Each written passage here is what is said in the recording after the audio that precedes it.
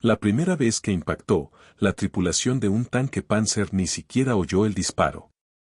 Hubo un destello, un silbido, y luego ocurrió algo imposible. El blindaje lateral, 40 milímetros de acero alemán endurecido, diseñado para resistir cualquier cosa que los aliados pudieran lanzarles, simplemente cedió. No se hizo añicos, no se agrietó, se abrió como mantequilla bajo un cuchillo caliente. Dentro, el aire se convirtió en fuego. El metal brilló naranja, luego blanco. La mano del cargador aún estaba sobre el cierre cuando la ola de gas sobrecalentado golpeó. 3 segundos. Eso fue lo que tardó un compartimiento de tripulación en convertirse en un crematorio. El operador de radio intentó gritar, pero sus pulmones ya habían colapsado por el pico de presión. Solo el conductor, encajado en el casco delantero, sobrevivió lo suficiente como para arrastrarse fuera, su rostro una máscara de carbón e incredulidad. Dusvarina Granata susurró a los médicos. Eso no fue un proyectil. Tenía razón. Era algo completamente distinto. Algo que perseguiría a la Wehrmacht durante el invierno de 1944. Un arma que desafiaba todo lo que sabían sobre blindaje, balística y las propias leyes de la guerra. Si te gustan las historias ocultas detrás de los titulares de la historia, suscríbete, porque lo que viene a continuación reescribe todo lo que creías saber sobre la Segunda Guerra Mundial. Para el otoño de 1944, la guerra en Europa se había convertido en una ecuación brutal de acero contra acero. Cada batalla de tanques era un duelo matemático. Grosor del blindaje, velocidad del proyectil, ángulo de impacto. Los alemanes habían dominado este juego. Sus tanques Panzer y Tiger eran fortalezas rodantes.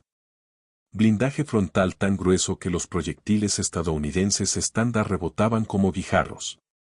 Las tripulaciones estadounidenses los llamaban trampas mortales al revés, porque combatirlos era un suicidio. El M4 Sherman, el tanque de trabajo de Estados Unidos, estaba superado en potencia de fuego y en capacidad. Su cañón de 75 milímetros apenas podía arañar a un Panzer a distancia. Incluso los cañones mejorados de 76 milímetros tenían dificultades. Los informes desde Normandía eran desalentadores. Las tripulaciones de Sherman necesitaban una proporción de 5-1 solo para sobrevivir a un enfrentamiento. La moral se desangraba. Algo tenía que cambiar. Fue entonces cuando la Oficina de Investigación y Desarrollo Científico logró un avance silencioso. En lo profundo del campo de pruebas de Aberdeen, Maryland, ingenieros balísticos habían estado experimentando con un concepto radical. Un proyectil que no dependía únicamente de la masa y la velocidad, sino de la ciencia de materiales. Carburo de tungsteno, un metal tan denso, tan duro, que podía atravesar el acero como una aguja a través de la tela. Pero el tungsteno era raro, caro, y la física no había sido probada en combate. ¿Podría realmente funcionar, o sería otro experimento fallido, otra promesa que moriría en el campo? La respuesta estaba a punto de escribirse en fuego. El arma que crearon fue designada oficialmente como M93 BAP, perforante de blindaje de alta velocidad. Para los ingenieros que la diseñaron, era una maravilla de la metalurgia. Para los soldados que la dispararían, simplemente se llamaba el disparo caliente. El proyectil era más pequeño que la munición estándar, envuelto en un sabot de aluminio ligero que se desprendía tras el disparo, permitiendo que el núcleo de tungsteno volara a velocidades nunca antes alcanzadas. Más de 3.400 pies por segundo. Esa velocidad era la clave. Cuando el tungsteno que se mueve a tal velocidad golpea acero endurecido, ocurre algo extraordinario. La energía cinética no solo agrieta el blindaje, se transforma.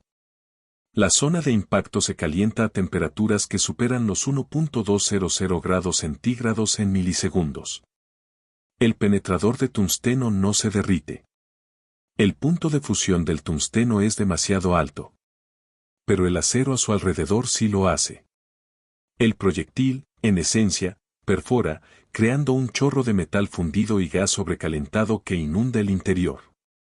Los primeros envíos llegaron a Francia en octubre de 1944, distribuidos solo a tripulaciones veteranas con órdenes estrictas, disparar con moderación. Cada proyectil costaba más que el salario mensual de un soldado. No había margen para el desperdicio. No había margen para las pruebas. Los proyectiles debían usarse solo contra blindaje pesado. Panzers, Tigers, los nuevos King Tigers que se rumoreaba avanzaban hacia el oeste. Nadie les dijo a las tripulaciones de tanques qué ocurriría cuando apretaran el gatillo. Estaban a punto de descubrirlo. El primer enfrentamiento registrado ocurrió cerca de Metz, Francia, el 29 de octubre de 1944. Un pelotón de M4 Sherman equipados con los nuevos cañones de 76 milímetros se encontró con 3 tanques Panzer que defendían un cruce de río. Las tripulaciones alemanas estaban confiadas. Llevaban semanas cazando Shermans.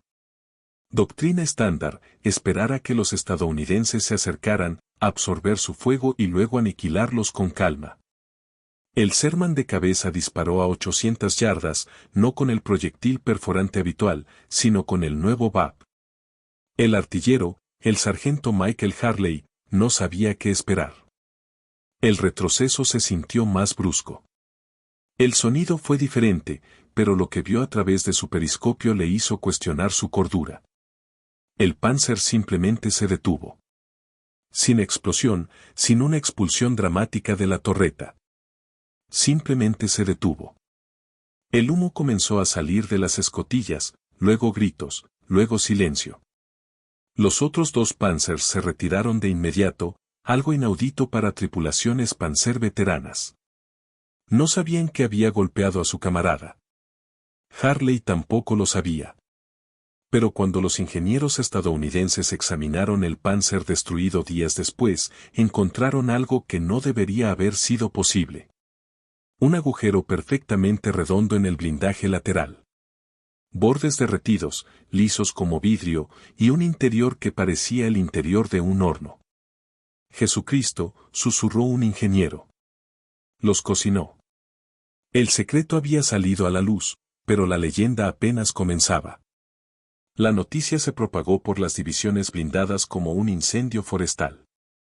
Las tripulaciones que recibían los proyectiles VAP los trataban como munición sagrada, acapararlos, marcarlos, guardarlos para cuando realmente necesitaran un milagro. Los comandantes de tanques comenzaron a escribir cartas a casa describiendo una fe casi mística en los nuevos proyectiles. Tenemos algo ahora, decía una carta.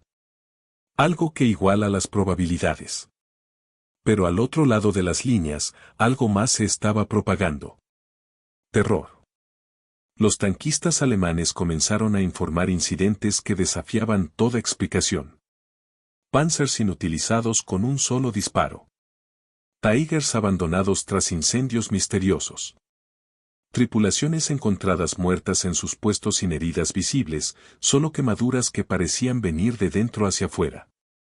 La rama de inteligencia técnica de la Wehrmacht, Waffen-Om, recopiló informes del campo de batalla e intentó reconstruir lo que los estadounidenses habían desplegado. Las teorías iniciales iban desde proyectiles incendiarios hasta algún tipo de arma química.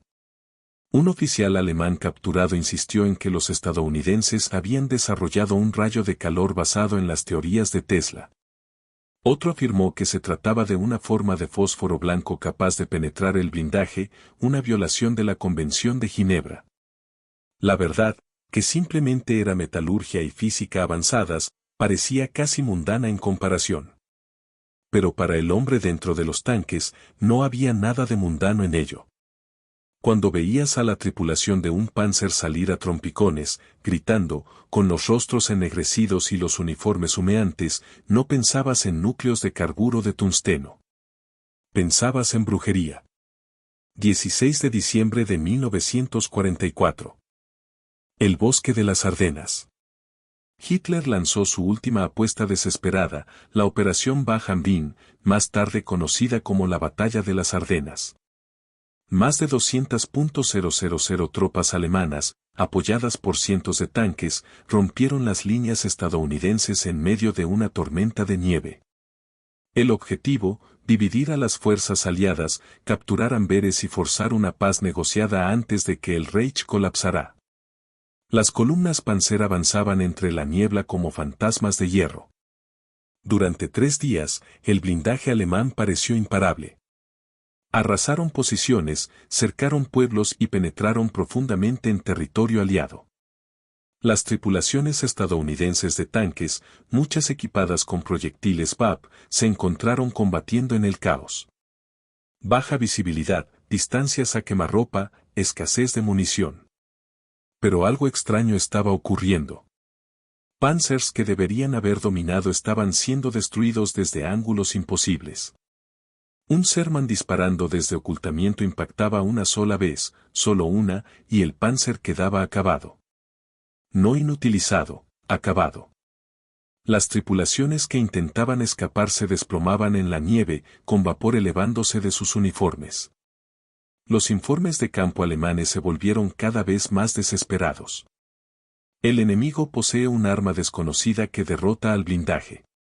Una interceptación de radio decía, las tácticas convencionales son ineficaces.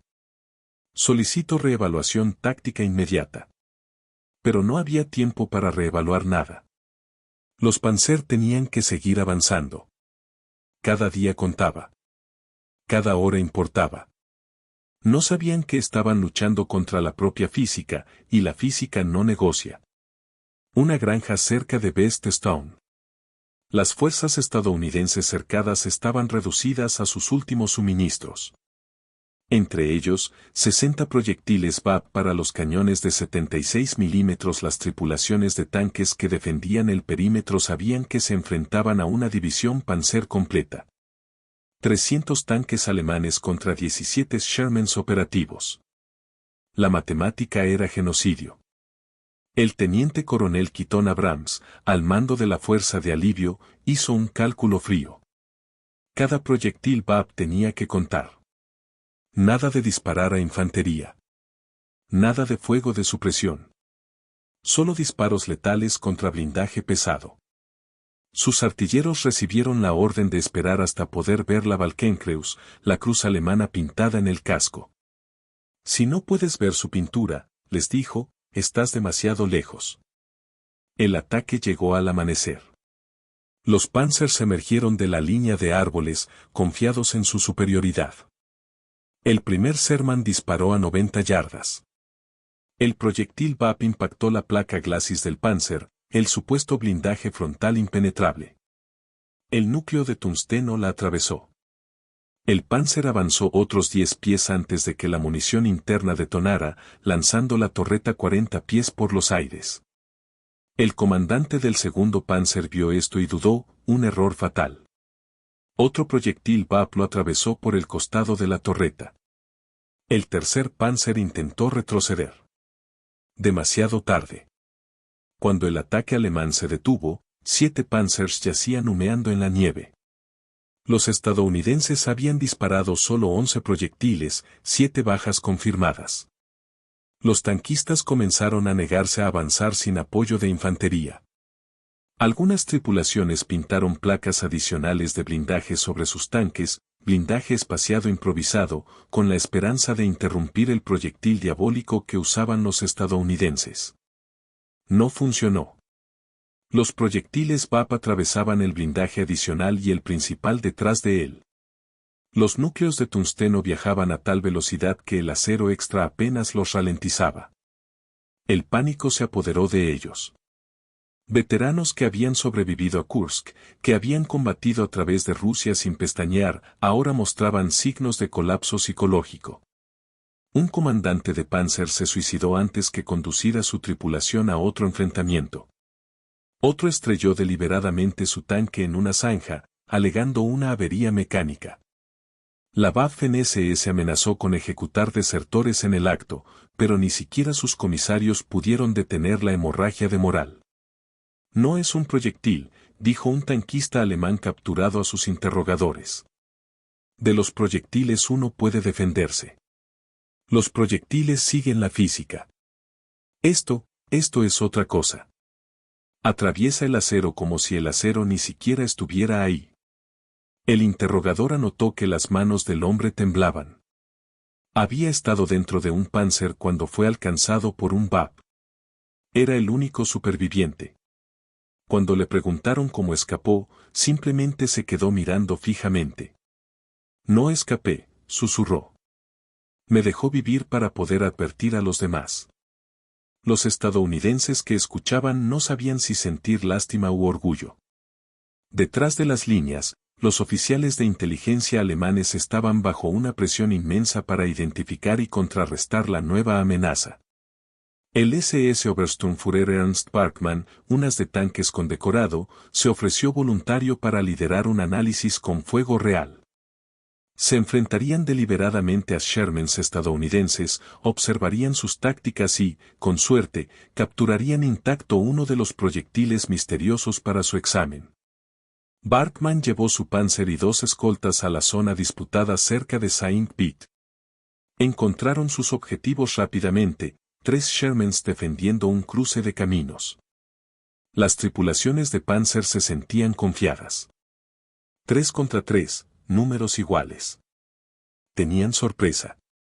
Tenían blindaje superior. ¿Qué podía salir mal? Todo. El Sherman de cabeza disparó primero, a más de 1.000 yardas, una distancia en la que las tripulaciones alemanas creían estar a salvo. El proyectil BAP cruzó el espacio en menos de un segundo. El escolta de Bachmann no tuvo tiempo de reaccionar. El penetrador de tungsteno impactó su Panzer justo debajo del anillo de la torreta, atravesó 30 milímetros de acero, rebotó en la cesta de la torreta y salió por el lado opuesto. La tripulación estaba muerta antes de comprender que habían sido alcanzados. Bachmann ordenó retirada total, pero la transmisión de su segundo escolta se cortó a mitad de palabra. Otro disparo único. Otro tanque muerto. El Panzer de Bachmann huyó a máxima velocidad, zigzagueando por el bosque, esperando en cualquier momento sentir ese terrible impacto final. Nunca llegó. Los estadounidenses lo dejaron escapar. No necesitaban matarlo. Necesitaban que se lo contara a los demás. Para enero de 1945, el impacto psicológico de los proyectiles BAP se había vuelto tan devastador como su letalidad física.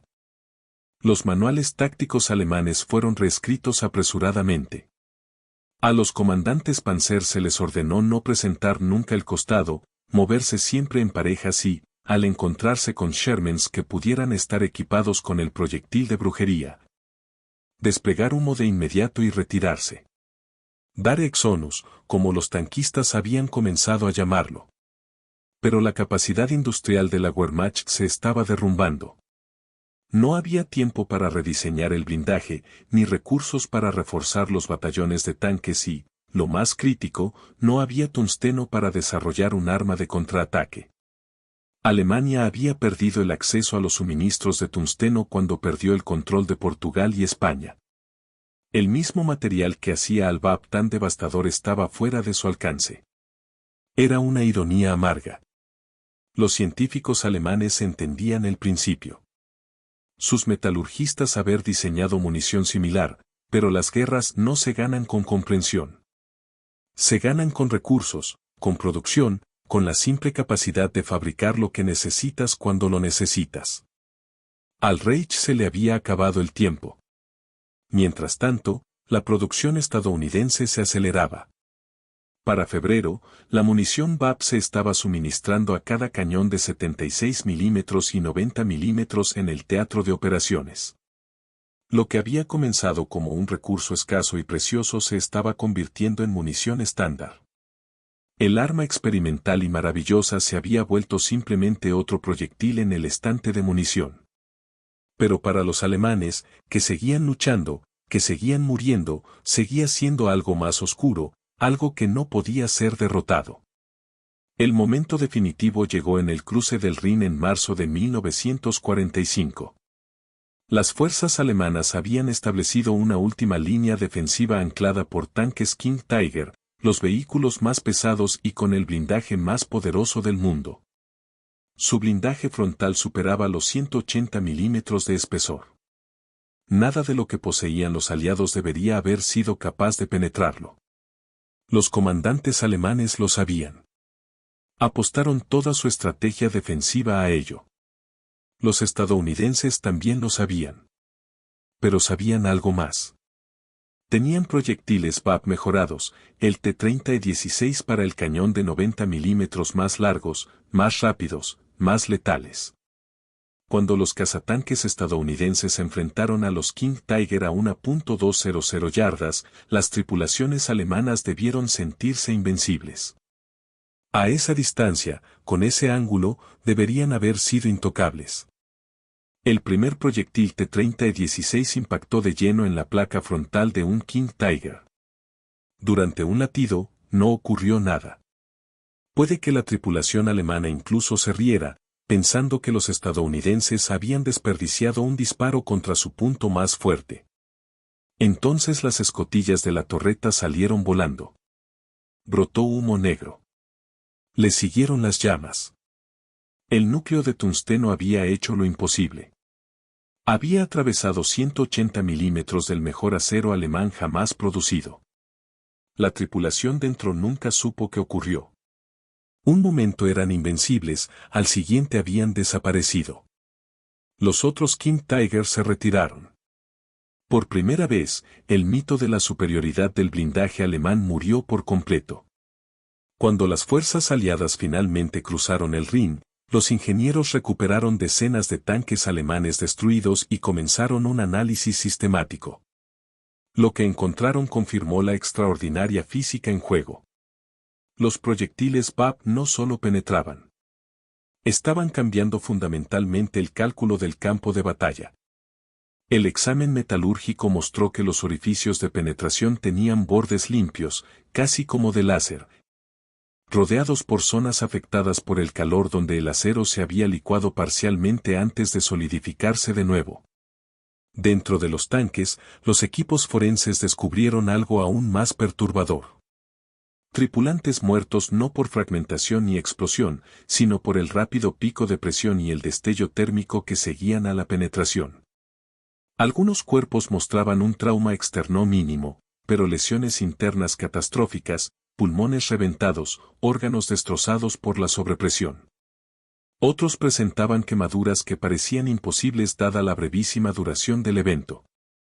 El penetrador de tungsteno, moviéndose a velocidad hipersónica, estaba creando un chorro similar a plasma que llenaba el compartimiento de la tripulación en microsegundos.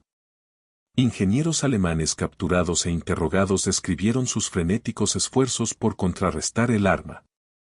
Lo habían intentado todo. Blindaje espaciado, insertos cerámicos, placas deflectoras anguladas. Nada funcionó de forma consistente. Los proyectiles VAP simplemente tenían demasiada energía cinética. Conocíamos la física, explicó un metalurgista alemán. Simplemente no teníamos los materiales ni el tiempo para aplicarla. Fue una revolución científica entregada a la velocidad de una bala. La revelación final llegó cuando la inteligencia técnica estadounidense examinó documentos alemanes capturados de la ofensiva de las Ardenas.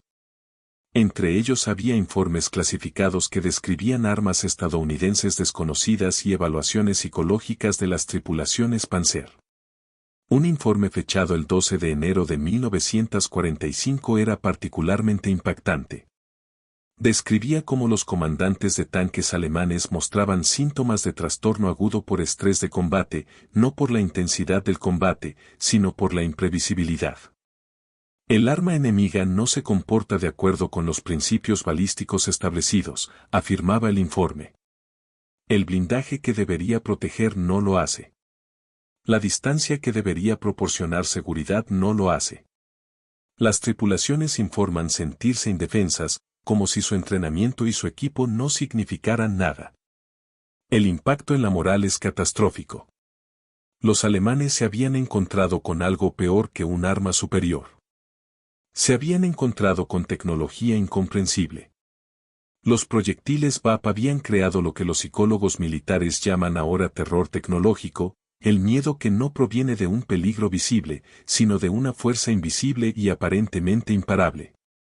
Fue el mismo impacto psicológico que sintieron los ejércitos medievales al enfrentarse por primera vez a la pólvora, o los soldados de la Primera Guerra Mundial al experimentar los ataques con gas.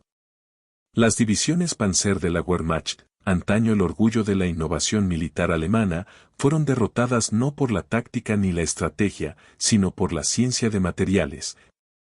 Por carburo de tungsteno viajando a 3 veces la velocidad del sonido, por la física convertida en arma. A la guerra en Europa le quedaban menos de 2 meses. Los tanques de Alemania ya habían perdido. Cuando Alemania se rindió el 8 de mayo de 1945, los equipos aliados de artillería compilaron las estadísticas finales.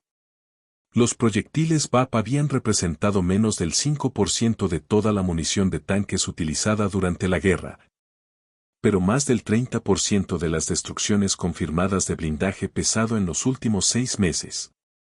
Las cifras contaban una historia de eficiencia que rozaba lo quirúrgico.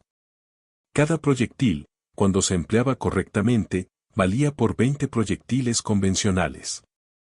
Pero el costo humano contaba una historia diferente. Entrevistas con tripulaciones alemanas supervivientes de tanques revelaron traumas psicológicos duraderos. Hombres que habían sobrevivido al frente oriental, que habían resistido Stalingrado y Kursk, informaban pesadillas sobre el disparo ardiente.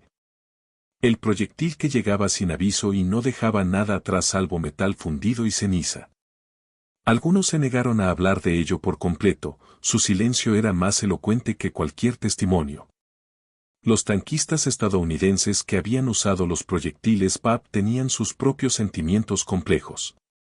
Alivio, orgullo y, a veces, culpa. Los veíamos salir de los tanques, recordó un comandante de Sherman. Y eran diferentes, temblando, quebrados. No por miedo a morir, sino por miedo a morir así, al instante. Los proyectiles VAP habían dado a las tripulaciones aliadas de tanques una oportunidad real de combatir contra el blindaje alemán superior, pero también habían introducido un nuevo nivel de letalidad en la guerra blindada. Uno que daría forma al diseño de tanques durante las siguientes 8 décadas. Hoy, los penetradores de tungsteno son estándar en todas las armas antitanque modernas. La ciencia que parecía brujería en 1944 ahora es fundamental para la ingeniería militar. Cada proyectil Sabot disparado por tanques, cada misil antiblindaje debe su linaje de diseño a esos proyectiles experimentales enviados apresuradamente al frente en los últimos días de la Segunda Guerra Mundial. La tecnología ha evolucionado. Aletas, uranio empobrecido, cerámicas avanzadas. Pero el principio sigue siendo el mismo, proyectiles ultradensos a hipervelocidad que derrotan al blindaje únicamente mediante energía cinética. Los alemanes tenían razón en una cosa.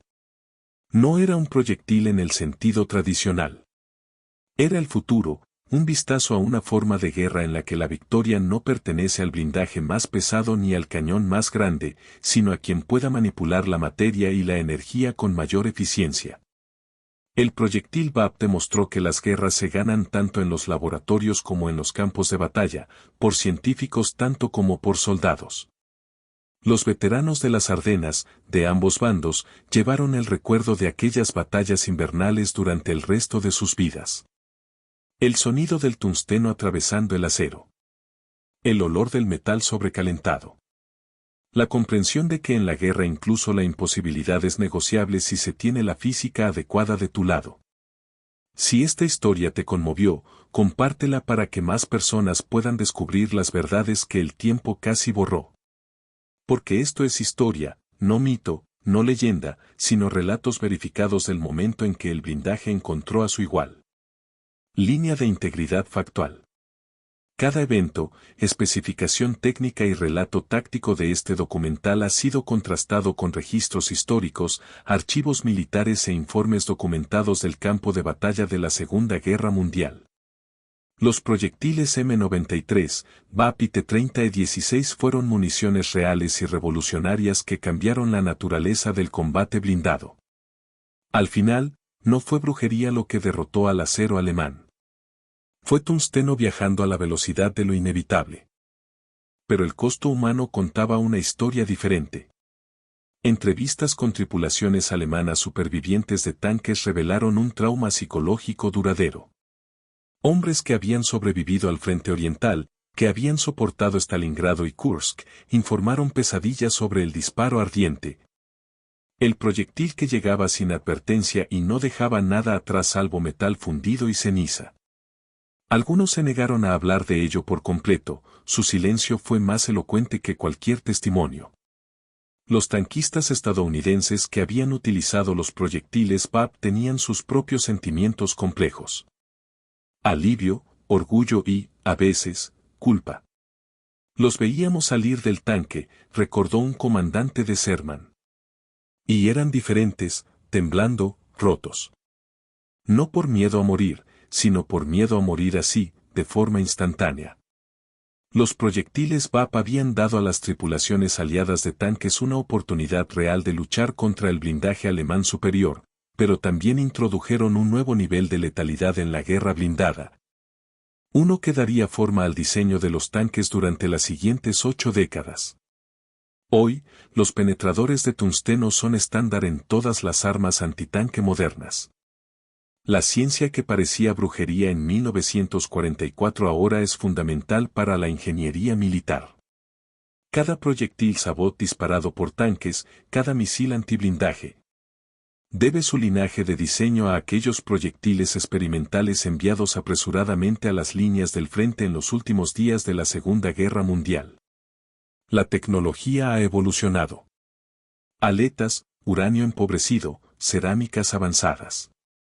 Pero el principio permanece, proyectiles ultradensos a hipervelocidad que derrotan al blindaje únicamente mediante energía cinética. Los alemanes tenían razón en una cosa. No era un proyectil en el sentido tradicional.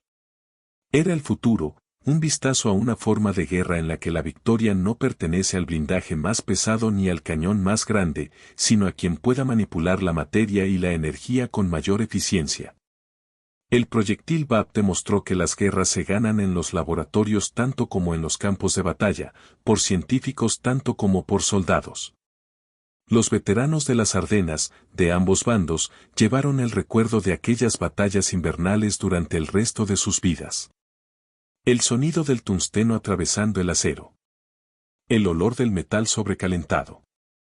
La comprensión de que en la guerra incluso la imposibilidad es negociable si se tiene la física correcta de tu lado. Si esta historia te conmovió, compártela para que más personas puedan descubrir las verdades que el tiempo casi borró.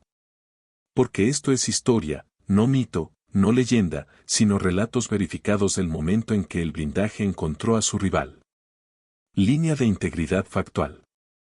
Cada evento, especificación técnica y relato táctico de este documental ha sido contrastado con registros históricos, archivos militares e informes documentados del campo de batalla de la Segunda Guerra Mundial.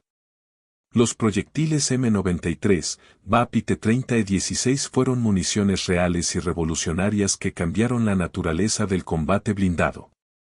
Al final, no fue brujería lo que derrotó al acero alemán. Fue tungsteno viajando a la velocidad de la inevitabilidad.